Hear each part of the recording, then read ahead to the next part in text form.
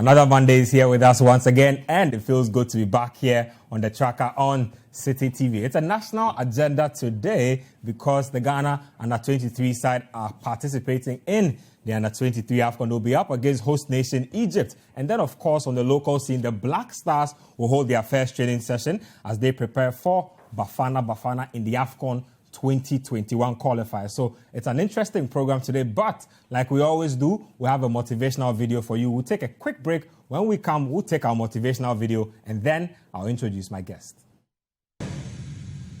My guest in the studio today, Philip Sicho. Actually, my good friend Philip. Yeah. It's good to have you in the studio. Thank you for having me. Last time we were talking Bundesliga, I remember. Yeah. Lovely times there. Absolutely. On the national agenda today, the Under-23 AFCON is going on. I don't know if it's excited you as it has Egyptians, because it doesn't look as if the buzz is what we know Under-23 to be. It's been something that Ghanaians in the past were excited about. Yeah. General impressions on the tournament itself and the rapport of Ghanaians towards this particular competition before we even get into talk of our first game, and then we'll preview today's game. I think that the Under-23 competition, it's one that really is not regarded, even on the FIFA calendar, because FIFA doesn't organize any competition for Under-23s. So when it comes to that, when it happens that in that manner, it's football, and the governing body doesn't even really pay attention to it. Yeah. Now, what they are doing there is for Olympics. That's for the Olympic Games. It really is not for, the pride of there. Winning an AFCON trophy. Absolutely, and everybody going into that tournament is eyeing the Olympics, which is not on FIFA's calendar. Yep. The more reason why teams or countries do even suffer when they want to get some of the players to come and participate because their clubs won't release them. Yeah. Because when they check the calendar, there's nothing there. FIFA is not saying anything like there's this competition. Yeah. Clubs are whining about letting their players go. Absolutely. To this it is the federations across different continents that have decided that, okay, we'll participate. So we'll create our own way of getting our teams to represent the continent. So it's in Europe that they've done a good job with the way they go about their Under-23. In Africa, I think this time around it's better the way it's been organized, put into a tournament form. Yeah. This is the third edition that we would see it happening this way. I think with better publicity, with better marketing, it's going to get bigger, because I tell you what, these players are not far off from the national teams. They aren't at all. Some of them are These playing, are supposed to be the successes. Absolutely, and some are playing week in, week out in the teams where they find themselves. And so it's a big competition, a very close and tight one that brings together the very best of teams at the Under-23 level to compete. So when you've seen the games in the first round, it gives you the impression of how competitive this competition is. I am enjoying it because I have no choice. I have to watch football. So I enjoy what I see, but it has to trickle down to the average football fan to want to watch the U23 AFCON competition. Well, the first game of the competition for Ghana was against Cameroon. And you know that Cameroonians, if for nothing at all, are tough. And that's exactly what the Black Meteors experienced in this one. We'll have the pictures for you from that particular game. It ended 1-1. Not the best of results, but I've come to become used to the fact that we are slow starters, aren't we? Is it something we should accept? Because it looks like we never, ever go into a competition winning our first game where we are buoyant about going into our next game. We know that by next game we would have wrapped up and we'll be trying out scenarios in the third. We are never that sort of team. Why? Well, it has to do with, it has to do with the way we prepare ourselves going into competitions. And for so long, we've not done great at preparation that we've now started, grinding results. We have to grind results in the first game, maybe pick it up in the second, and then in the third, maybe force an issue. But I don't think that it has to be something we have to accept, that we are slow starters. But if the reasons are there, and we continuously do the things that get us to be slow starters, we'll forever be slow starters. But what I don't want the players to be thinking about is to accept the fact that, going to tournaments, take it easy, warm ourselves in there, because every game counts. We seem to always have that mentality, actually, like, let's take it easy, let's warm ourselves into the competition. And it's risky, it really is. It's risky. Sometimes when you look at the fixtures that you have, your first game is the game that you really have to win. Exactly. Going. Exactly. And talking about the first game, you have your shot there, Ghana versus Cameroon. So the Cameroonians on the offensive in that particular sequence you saw there literally dominated the early exchanges of this game and were rightly rewarded with an opening goal somewhere after the opening 45 minutes. So a rare occasion where Ghana bombed forward in the early exchanges of the match. Cross sent in, Cameroonian goalkeeper was definitely up to it. But see, so you're talking about preparation. Now, when it comes to, for instance, taking on a side like Cameroon, where you know that exactly, look at that goal there. So a dead ball situation, ball planted into the back of the net beautifully. You can't take anything away from that goal. That was pure quality and pure technique. There's nothing a goalkeeper could have done about that particular one. And Cameroon continued to threaten as the game wore on. Yes, you have Ghana coming forward in this encounter. That was close. Very close. That was close. So end-to-end stuff here. And then just about in the 80th minute, Ghana came. Yes, the ball was bundled in. Not the prettiest of goals there, but we'll take it. We'll take this particular one. Exactly. And I was coming to this. How do you prepare for a team like Cameroon? You know that perhaps you can match them on the tactical level and the technical level, but they are just way stronger than you are on any day. And you cannot discount physical strength in the game of football. Absolutely, you cannot. And that was the mistake that this team did in the first half or early parts of that game. I thought they were going boot for boot with Cameroon in terms of physicality in there. You were never going to beat them. No way. There's no way Ghana is going to beat any Cameroonian side to that aspect of the game, physicality. They've always had that. They have too much power. They have too much strength, and they are more aggressive. Our style is different, and we have to embrace it. We like to pass the ball around. We like to be quick. We like to play on the counter and what have you. So in the early parts of the game, these guys were trying to be physical, and that was when Cameroon were enjoying most of the ball. As soon as they started playing the ball and started moving the ball around quickly, Cameroon had to start chasing the game, and they started wearing out a little bit in that game. So I'm thinking that we have to focus on our game, because during the qualifiers, we saw them play against Gabon. We saw them play against Algeria and Algiers. These games that they played, it wasn't about them being physical. It was about how quick they could move the ball from midfield to attack. The more we're able to do that, I think that the more trouble we can cause our opponent. But if we try to match our opponents in where they find their strength, we might just not be good enough to do that. Just a quick one on the tactical side. I noticed in the first game that Ghana's team lacked a lot of width. And I looked on the bench. We didn't seem to have a lot of options either. What's going on with Ibrahim Tanko, and why this style of play? It's difficult, really. I think that okay, so I was expecting Ibrahim Tanko because of Kwabena Owusu and, of course, Evans Mensah out wide. These guys have got pace about them. But the thing is that Cameroon were not coming out. And these guys needed space to run at them. And once those spaces were sealed, they just didn't have the joy to operate. And so it made our game very narrow. We didn't stretch our game enough. It was in the second half that I thought Sapon and Kingsley Fobi started bumping forward and then asking Kwabena Owusu and Evans Mensah to join the attack inside the 18-yard box. That was where they could create and get some balls in, get some crosses in there. Kwabena Owusu had some joy out there in the second half, cutting in onto his favorite right foot. But that has always been the problem. When you have players that use a lot of pace to beat their markers, they need the space. Once that space is sealed, and that is what Cameroon did good at. They sealed those spaces. They made sure they were making it so tight for Ghana not to have the opportunity to operate. So that is what Ibrahim Tanko has to do now. If they can't go wide, they have to come narrow and then ask the fullbacks to join the attack. That is where they can have the joy. In the first half, I think that the fullbacks didn't join the attack enough. And then the front men were left on their own. And Cameroon, like I did say, they were too physical. All the second balls, they were winning them. Even the third balls, they were winning them. And Ghana just could not cope with that physicality. I hope we can cope with what's coming today. Let's turn our attention to Mali versus Egypt, because they were also in action. And like you mentioned before we even got on air, it's been a low-scoring tournament. Egypt only scored 1 goal in their opening game against Mali. Before we talk about what sort of threats they even present in the game against us, what have you made of the host nation? I mean, the last time they hosted a competition here, it wasn't very nice. We've actually won an Under-20 World Cup on their turf before. So host and win really isn't the thing for Egypt, is it? Absolutely, it's not. Good thing for them now that this competition, they don't necessarily have to win it. The agenda is to get to Tokyo. Get a ticket. And once you are part of the first 3, get to the final, you are in there already. Playing the third and fourth, win the bronze medal, you are in there. So that alone takes off some of the pressure, not to just win it. At the AFCON, it's just win.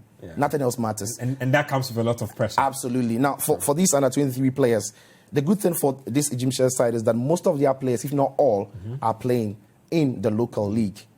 2 of their centre backs are playing in the same team, actually. So the understanding is there, the telepathy is there.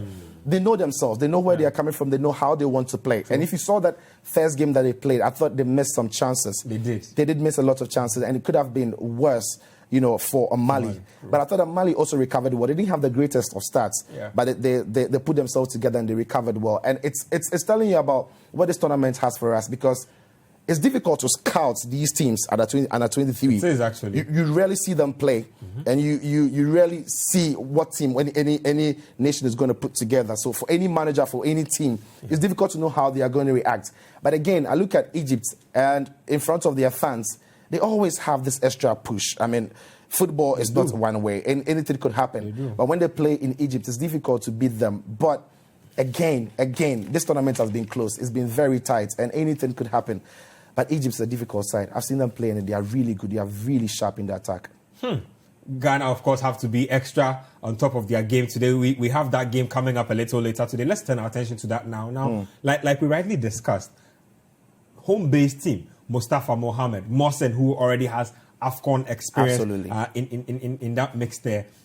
How do we overcome our fears of big games like this? Because it looks as if in recent times, Ghana hasn't been favorites to win a lot of big games, be it at the senior national team level, be it at the under-23 level. We always seem to have some stage fright that eventually culminates in us maybe getting a draw, best case scenario. I think that going into this game, if we could summon that vibe, that spirit, that fight we had in Algeria, that could work. That could just be it. Because in that game, I just thought that the boys, they were hungrier. It wasn't about quality on the day. It wasn't about how well they played. It was just about we need to make it to this competition. They had to be there. And going into this game, that is what they need.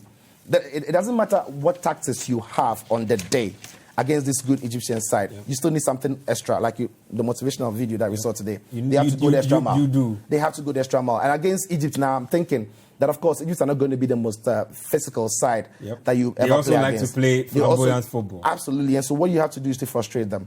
You have to frustrate them. And the longer... Listen, Ghana is going into this game as underdogs.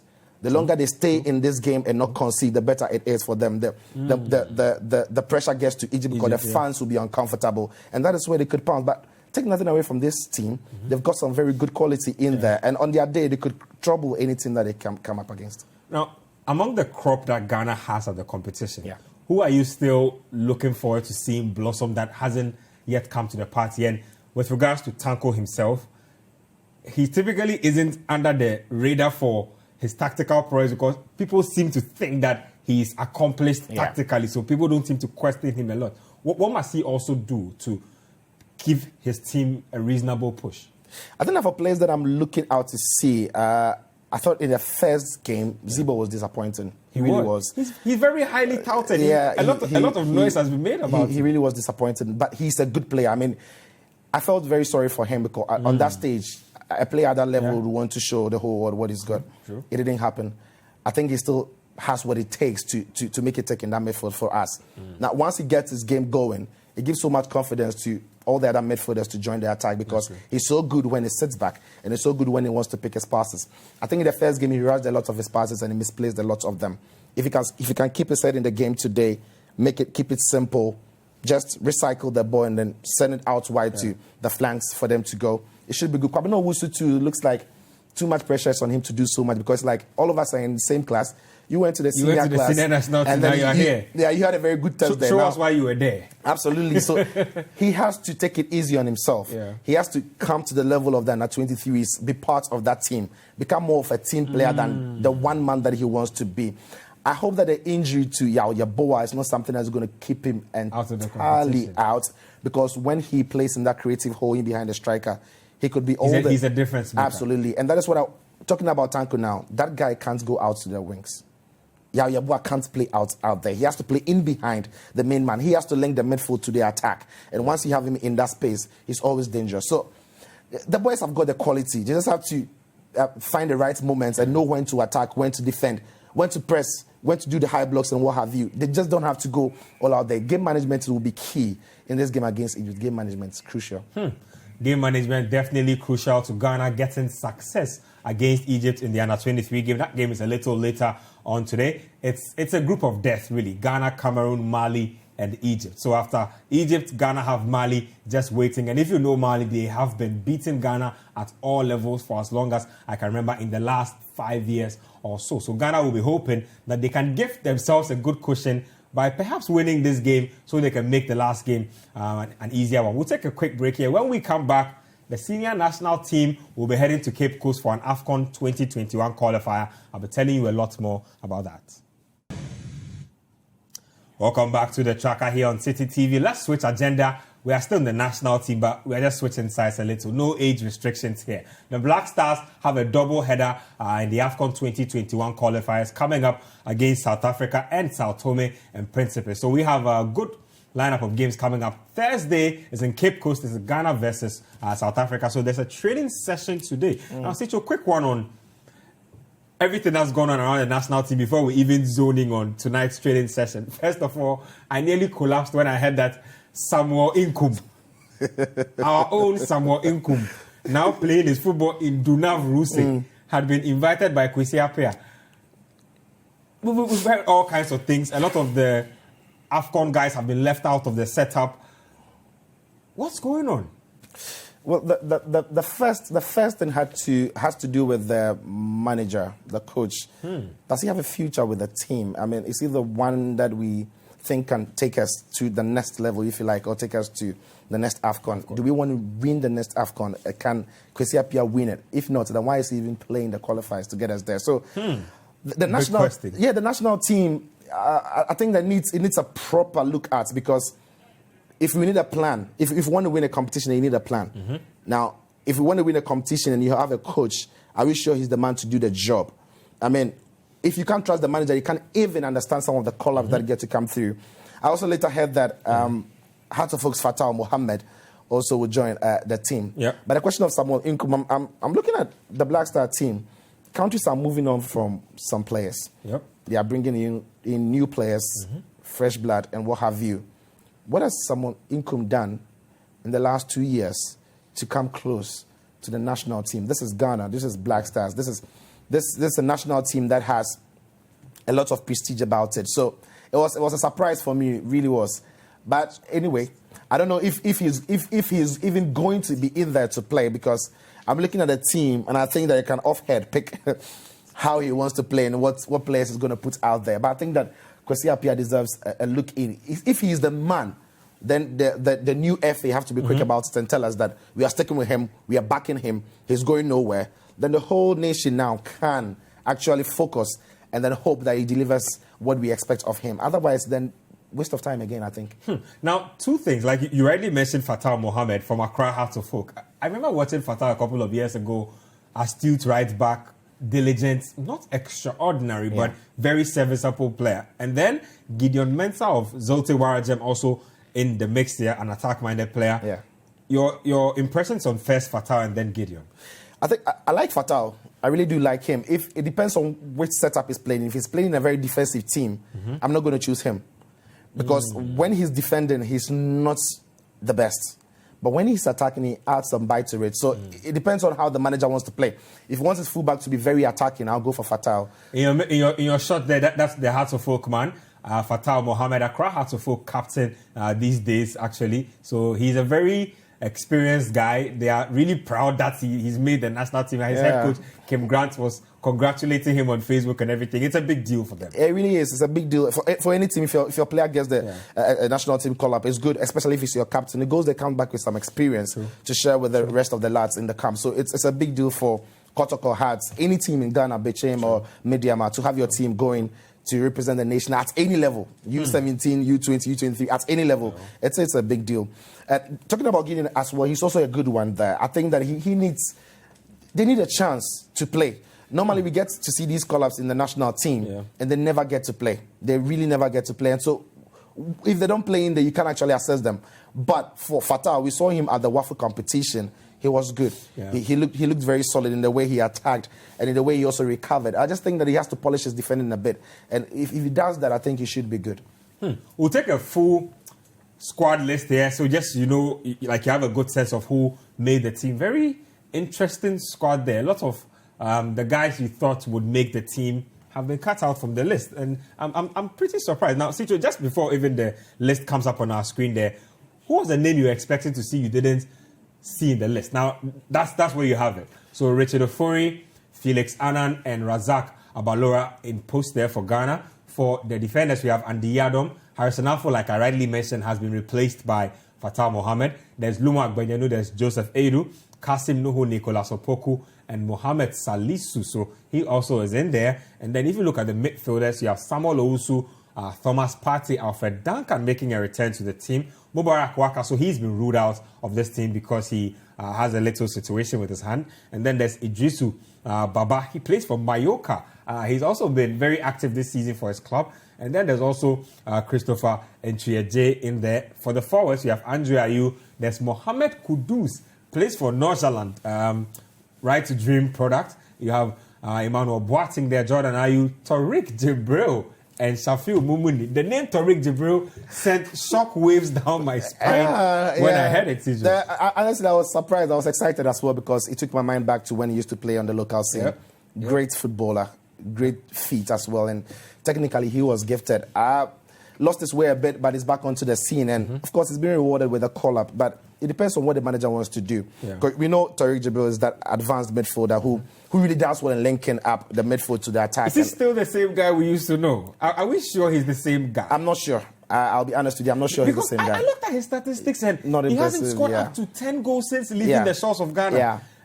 That, for me, was a big letdown. Absolutely. I had a look at that as well. I'm like, wow. When I saw that, what have you been doing? Yeah. When I saw it, I was like, Tariq Jibril, okay, it should be good. Something good should be happening. You're thinking creativity. So I checked it out, I'm thinking, wow, no. Take a look at these numbers. It doesn't look like a player who is... Yeah, absolutely. And he's not been playing in top-tier leagues as well. Absolutely. So it's difficult to find the reasoning behind his call-up. Really difficult because we've seen players in that very same role. Yeah. Player like Majida Shimero, he was not going to come to the U23 because his team needs him. Yep. And at the time wasn't favorable. But this is a FIFA recognized break that you could actually have him in the Black Stars. He's never really had the opportunity because he's played well for his club. True. He plays in that same space if you want him to. And I'm thinking it's high time he gets the opportunity to play for the national team because some of these players, they don't know what else to do to get here, and sometimes they are disappointed. It's nice that you're mentioning that because a guy like Samuel Tete once upon a time was invited into the team. He looks to have totally fallen off the radar of the national team. Which shouldn't be so because when you monitor his progress for the club side, he's playing week in, week out. He's either playing 70 minutes or he's coming off the bench to make a huge impact. He's getting in some goals and some assists. So you look at him and his performance, you are thinking that why is he not in the side? Especially at a time where we don't have proper wingers in the team. True. He's one proper winger. I think we are anti-flamboyant players in the national team. We don't like players that have too much creativity. Absolutely, and that is why in recent times we've lacked goals and we've lacked players to get goals from different places. Because those days we used to get goals from midfield, from wings, and of course our strikers also were prolific. These days, if our strikers are not scoring, no one is getting in the goals. I'm thinking we have to start looking at some of these players. Samuel Tete, Majida Shimero. They've been great for their clubs. Now, for perspective's sake, we singled out the debutants in this one. So you have it there. Razak Abalora. He's actually been highly touted in the local scene for a while now. And a lot of people are really happy to see him in there. I don't know what you have to say about, one, Mohamed Kudus getting a chance in the national team. Shafiu Mumuni as well. He's been red hot. And then, of course, Salisu, if you could touch on that for me. Yeah, I'm happy for Razak Abalora, of course. We all know how good he is. He is good. He's never had the opportunity. Now he's in the Black Stars. I'm not sure he's going to keep because, of course, the Richard Ofori has had a wonderful season this time. And he seems to be getting better by the week. Absolutely. And so even Felix Annan can't get into that post. Another interesting one for me here is Shafi Mumuni because he played very well at the Wafu. And he played very well for Ashgood as well during their time and the CAF Confed Cup. Absolutely. And so for him to have graduated from the Black Star B, if you like, to the national team, it's a progress that I'm enjoying. If the Hazard captain is in the Black Stars, then it makes sense. It makes sense that, okay, so when we need players, we also pay attention to what is happening in the Black Star B. So all the local players now would have some hope that when I do want to play in the local Black Star B, I could be in the Black Star. So it's a great one. Mohamed Kudus as well, great footballer, really is, great footballer, and I'm happy for him. all his guys are right to dream, of course. I'm also very happy to see him coming a lot of their products making it these days. Yeah, and Idrisu Baba, what a player he's been this season for Mallorca. He plays literally every minute of football for them. And he's playing, it never looks like he's tired. What a player he's been. And so I'm happy for him as well. And that is what players want to see. When they've delivered, this is how you chance to be able to. This is how you reward them. This is absolutely how you reward them. Tariq Jibril, we've said it already. We're not sure what kind of player he is at the moment. Mohamed Salisu as well. Another very good defender. He's just very good. He still has a lot of things to polish about his game. Is raw, but he has the making of a great defender. And it's also good to have him in the side. And Christopher Nketsia as well. So the players out there, once they get to play well, bring them into the national team. Let's see what they are made of. Of course, it's a qualifiers. You want to go to the AFCON, but you don't want to bring somebody into the AFCON when the person has not had any national team experience. So when they are playing well, it is about the time you invite them to the national team. Well, for the sake of perspective, we'll be displaying for you the absentees within the team and whom we could probably have needed or picked out to do a job for us that isn't here. As we'll have those absentees for you in a bit there. Kojo Asamoah, obviously the most conspicuous absentee there. See, a quick one on Kojo and Nketsia and their little dance and their little tango. What do you think the future is for the young man? As long as Nketsia is the manager, Kojo doesn't have a future with the Black Stars. He doesn't have a future with the Black Stars. Yeah, he does not, because the manager really doesn't understand how the man has to be used or how the man wants to be played in the national team setup. But I understand the manager as well. Because when you're in Inter Milan, you are playing as a fullback. When you come to the Black Stars, you're not comfortable playing in there. But there are two different things. As a fullback, your job is different from as a creative midfielder. Absolutely. And so that is what Kojo seems to think that even when Appiah plays him in midfield, he plays him in a reclined role. He doesn't give him the freedom that his skills. I mean, what was the last time he played in such a role at he seems to think that when he comes to the national team, he's the most creative guy, so we should give him the reins. But let's look at the absentee list. They're very high-profile names, if I should put it like that. Very high-profile names. Lawrence Atizigi, I'm not sure you're too surprised he's been dropped. He's never really gotten a chance to. Yeah, he's not had a chance. And of course, with Abaroa coming into the side, he was the one who was always going to make way for him to be in there. And so the list you see here, really, I'm not so surprised about the drop that some of these players dropped out of the team. Jan seems feasible. I'm not surprised. I mean, the relationship between Jan and the coach, president had to literally mend it, put it on life support for the AFCON. He has an opportunity to call a team that he wants to call. Yeah. No presidential interference here. So he gets to drop Jan. I'm not surprised. I always saw this one coming. Now, Caleb Kuban is injured. Yeah, Caleb is injured. Babaraman as well injured. And so some of these players are out there because of injury. Kwabeno Wusu playing in under 23, of course. So he's been left. Christian Achu, after his injury, came back to Newcastle. Started the season well. Created some two very good chances in the game against Citi and what have you, but lost his way now. Bruce is not playing him at the moment. He's gone with Saint Maxime and the others. Jolinton and the others are taking the places at Almiron. He's not had the opportunity to play enough.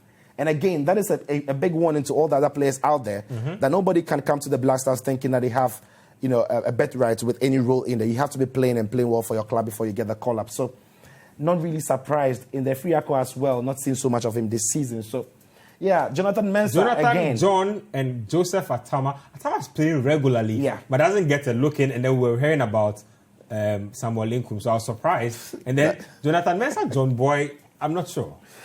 John Boy. This is the trick about Ghanaians. When John Boy is not in the squad, everybody's asking, why is he not in there? But when he's in there, it's like, why is he in there? Now, John Boy is not going to be in the squad. I think that is because of the kind of defenders that we have. Now, when you have Kasim, Nicholas Opoku, and Joseph Adu, these three centre-backs who are playing so well for their clubs, I don't think you need John Boy. Sometimes when you have these big personalities or these experienced players in the camp, even when they are not playing, it puts some pressure on the other guys in there who are playing because they are looking over their shoulder thinking that I have to put in a big game because John Boy is on the bench. But John Boy has always been a mistake ready to happen, especially in big competitions. Absolutely. Always a mistake ready to happen. He comes with a lot of experience. We cannot question that. He's played so many games. True. Even though he's not the best defender we have in the country, he still comes with some experience. He's not my favorite defender, though. Jonathan Mensah, though, disappointed me. I thought he was going to live up to the level where he will become the leader, will become that man that is going to, be at the back that we can rely on. I think so you and much. I are in the same boat on Jonathan. He never really lived up to it, especially with the kind of players he played with. When he played with the Rock of Gibraltar at the time, you've had to see him play for so long. I mean, I was thinking that this would be his time where he was going to be our defender, our Van Dijk, if you like, now for the Netherlands. He's not developed into that guy. It's not happened. It's ironic for me because he's still physically very fit. Yeah. But I don't know. Football-wise, he's just not up there. We'll have the Black Stars schedule for you up in a bit because they are doing quite a number of things. Now, they are on a little tour as they go en route to Cape Coast to play the qualifier. So they will make a stop somewhere in Nketsia because there is a Bring Back the Love campaign. Now, Citi will be dropping some comments on that in a bit just before we even get into the team's itinerary. But yes, the team will be making a stop in Nketsia, and this is all part of the Bring Back the Love campaign. For those of you who don't know, now there's a Ghana under 15 team that has been set up by the new Ghana Football Association. So there's an under 15 team who will be headed by head coach Samuel Boedu. So there's that situation also coming up. But like I said, the Black Stars itinerary is out. I'll be displaying that for you a bit. But Citi, quick thoughts on Bring Back the Love campaign. Where did the love go? And why are we trying to bring it back? Ghanaians love football. The love has always been there. But football is something that people want to enjoy. Football, it's results-oriented. And so people have the love. And the more you love something, it's so easy for that thing to break your heart. And so for so long, football has broken the hearts of a lot of Ghanaians because we've gone to AFCON, we've been to finals, we've been to World Cup, we failed to qualify for the last edition. So the love is still there, it's not that people are heartbroken. And that is what we have to mend. The social media... Is this purely a results thing? Because let's be honest, before Brazil 2014, our team was not necessarily extraordinary, but Ghanaians would still troop to Kumasi to watch games. Is this money or is it results? Are we still upset with the team because we still feel like they care more about money than actually getting the results that you're talking about? I think it's the results. I think it's the results. You think that when results come, everything will calm down? So when Ghana started playing so well between late 2004, getting 2005 and then qualifying for the World Cup. Those players who qualified to that World Cup made a lot of money. Nobody spoke about it because all of us were happy. The results were coming in. True. They were going to the World Cup for the first time. Ghana hosted the AFCON in 2008. Those players made a lot of money. Nobody whispered about it because we were in the semis. Yeah, we were unlucky. Cameroon beat us. We forgave the team. Third and fourth, we won bronze. 2010, when the under-20s won the World Cup, we were on top of the world. They made a lot of money at that level. True. Then Ghana went to the World Cup again. They made a lot of money. Nobody spoke about it. Now, we went to the final again in the AFCON in 2010. So that it was always about the results. Around that time, there were always questions and always problems with money. Nobody spoke about them because the results were good. We're enjoying the game that the players were playing. We're enjoying the results that we're having. As soon as the results started dropping, we had to find that excuse. And of course, once the results start dropping, everybody thinks you're not worth that money. Now, if you go back to Spain when they won the World Cup in South Africa, and the amount of money those players made as the World Cup, nobody spoke about it. Nobody was going to tell you anything about it because they had won and everybody was happy. So the Bring Back Your Love campaign, everything on social media is never going to work. It doesn't work. The results has to be positive. The attitude of the players have to be positive. We have to get things going our way. We have to qualify for the World Cup. We have to try and win the AFCON. Something is about effort. When Cote d'Ivoire beat Ghana in 2015, a lot of people were disappointed because we didn't win, but not because the boys didn't try. They put in so much effort. Nobody was blaming anybody. We were just downhearted because we didn't win. So the efforts, the performance, the results is what will bring the love, not the social media campaign. It's good, though, that they want to create that awareness, that they want to make an effort. But all those awareness without the performances on the pitch, without the attitude from the player, without the players looking like they want to do this for us, then it's never going to go anywhere. Now, I'm having some issues displaying that itinerary for you, but I'll just spell it out for you. So, like I said, tomorrow there's a stopover in Winneba and then Nketsia, and then they will hold a training session at 7 p.m. There are those who have said that when they go to Black Stars training sessions, they don't see anything. It's just Adjaniacha. It's just two sets of players on each side just playing pickup games. What does a player need to work on looking at this South African team. Now, we saw them. They shocked Egypt, the host nation, with what I think was the best sequence of play that led to a goal in that competition. Percy Tau, the likes of Zungu, still in that South African team. Where should we be focusing? We should be focusing everywhere, because listen, this is just about this team looks like a new team to all of us. Yeah. Now, Nketsia, yes, he has to find a good blend now, and he doesn't have so much time to do that. And that is a trick about the national side. When you call your players who are in the right shape, they are fit, they played enough games for their clubs, and you bring them in there, you don't have so much time to actually get them to play the way you want them to play. So the best you can do is to pick your best players available and then get them to take. Make them work. Let it work. And that is what you can do at the training grounds.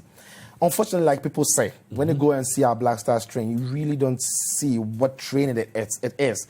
You can't even see how they want to play. You can't even see what system they are training with.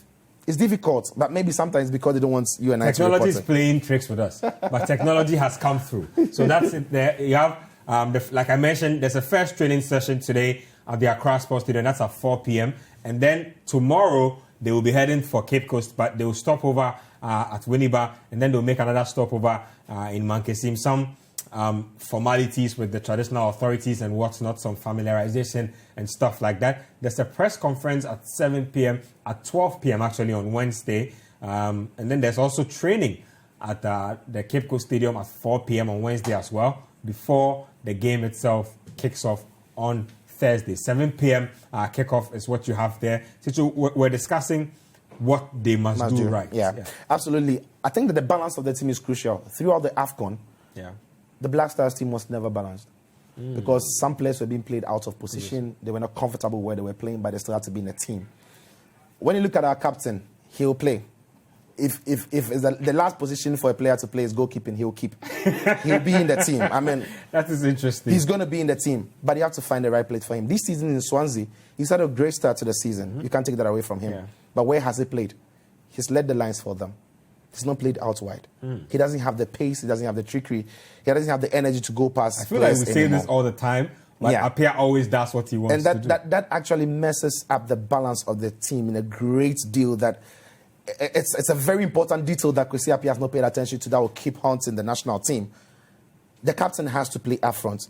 Now, this team, the way it is, and the players that he has available, I'm looking at the 4-4-2. If he will be bold enough to play. Play the Ayew brothers up front. Jordan and Dede. Dede always has what it takes to drop into that little hole in behind. Come and help out, win fouls. Absolutely, win fouls and what have you. Duncan has had a good start to the season, as well as Partey. He's been whining about not getting a chance. The two of them should be good enough to play in a midfield too. The two of them should be good enough. Put out two wingers. Put Luma Gbenenu on the left. And of course, put Yadom on the right. Pick your centre backs. I'm expecting it to be maybe Adu and then Kasim. It could be Nicholas Opoku as well. Whoever plays in there should be good. Let them play that typical 4-4-2. Right back, you're still sticking with Fatal, or you're going to go with? I'll go with Andy Yadom. I'll go with Andy Yadom. I'm going to stick with him. And then Numo is going to play out wide on the left. Now, once you pick that team, play a typical 4-4-2. Trust those two midfielders to do that job, that box-to-box midfield job for you, and keep those two up there. If you don't do that, and you put the captain out wide, the balance of the team is never going to work. And with the South African team that we've seen, they've got great work ethics in that midfield. Amazing stuff. And when they are transitioning, it's brilliant to watch. They play some fantastic 30-yard pass, and they are up already. They play some fantastic football, and they've shown in the past in the AFCON that when they have the chances, they can tap them away. And so, Kwesi Appiah has to be careful with the way he sets up his team. He has to find the right fix, the right balance, play players where they can be comfortable. And then once he does that, I'm sure that the Black Stars should be good enough to get, an impressive win over South Africa before they travel out to Sao Tome and Principe. Now, Cape Coast.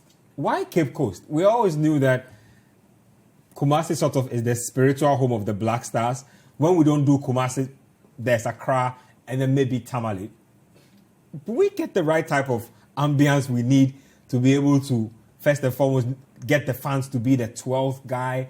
Because I'm looking at this South Africa team with a lot of skepticism because, one, they also are not as entrenched as Ghana. They are literally also trying to do things anew again as a nation. Why Cape Coast? I think it has to do with the facility, the pitch.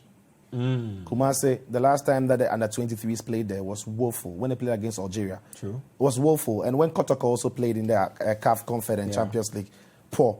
I'm thinking that is the reason why they are going to Cape Coast, because that pitch has had enough rest. I mean, it's been so long any competitive game was played there. I can't remember the last time any competitive game was played there. I'm thinking is the reason they are going there. However, in Kumasi, you're expecting 40,000 fans. They are not sure if they're going to get that. In Cape Coast, 15,000. Yeah. Just maybe it's possible. So if the stadium... Even that's not so you can pack the stadium. Yes. So when you look at everything surrounding our venues now, I'm thinking just maybe Cape Coast is the right place to be because of the pitch has had enough rest. It's in better condition to host a game at this level, because really our team suffered when they play against Algeria in under-23, and you don't want that to happen. You know, so even when they played in the against Burkina Faso, when the Black Stars played against Burkina Faso, actually that game the pitch was horrible, very horrible. So I'm thinking that might be the reason why they are going to Cape Coast to play that game. And again, it's the national team, and if you want to bring back the love, then you must trust that wherever the game is, people will show that love. That's very important, actually. People will show that love and go there. And so that is what they want to do. They don't want that message to sink into the heads of Ghanaians that it's only in Kumasi that Black Stars can have the support of the fans. They want Ghanaians to feel that we trust that when you bring it to, I'm sure, your hometown, the Black Stars who have the support as well. I mean, I will have to use the Shark Stadium on that particular one, but it's fine. Just to wrap up the conversation, put in context for me the new Ghana Football Association. Ghana beginning an AFCON 2021 campaign, qualifying campaign. A coach whose future we are still not too clear about. Can you put all that together for me and tell me what kind of campaign you expect us to have when it's all said and done? I think that we need a clear plan. That is something we've never had for so long. You know, I'm expecting the new GFA to let us know the clear plan. We want to know how the national teams have to play. We want to know what the task, what the missions are at all levels. We want to know how the new face of our local football, because trust me, if your local football is not doing well, the ripple effects are there for all of us to see. And that is what we've experienced in the last 4 to 5 years. We've never really done well across all national team level, at all levels, whether women's football, under 17, under 20, under 23. Now, maybe it could work. National team, we're not doing too good. So the local football has to be right. And that is where they have to start with. But there's a danger that they are facing. The problems are enormous, so that if they try to tackle all of them at the same time, they will collapse. They need a plan themselves. They have to know where to start from. Okay, so let's focus on the league and see what we want to do. The league. Yes, as quickly as possible. Let us know the plan, know what you want to do, tackle the national teams, and then move on from there. I mean, take the big problem that you see facing you, draw the structures around them, and then implement them. But when you try to tackle every single one of them at the same time, you'll crash, you'll collapse, because you can't have that supreme authority to deal with the enormous problem. Because the problems we have in this country regarding football, wow. Prediction before we go. Ghana, South Africa. What kind of game are you expecting? Who walks away with 3 points? Comfortable win for the Black Stars. Comfortable win? Yeah, playing. When was the last time you saw a comfortable win for the Black Stars? That's so long. But there's so much vibe around Ghana football. You think it's a new start? It's a new start. Everything is fresh. I'm sure the boys will be motivated to play. The fact that some of them are getting, some of these players now have a point to prove is crucial. Because some of them are not even sure if they're going to come back into this team. True. You know, so they have to put in a good performance. And so I'm expecting a very comfortable win for the Black Stars. Like you did mention, South Africa are also trying to change a few things. They brought in some new players in there. And, you know, it's going to take time for that to happen. But for them, against Ghana, they are underdogs. They have nothing to lose. If they're losing by 3-0, it's understandable. And that is where they could be dangerous, because when they want to attack you, with the pace that they've got up front, they could hurt us. But I expect Ghana to win comfortably, 3-0. Comfortable win like Shatawale. Yeah. Well, Citi, thank you very much. My pleasure. I'm hoping Nketsia is as confident as you are going into this game. But that's our conversation for today. So there's Ghana versus Egypt in the under-23s. That's a little later today. And then on Thursday, there's that game between the Black Stars and Bafana of South Africa. That's it for the Tracker today. We'll see you same time next week.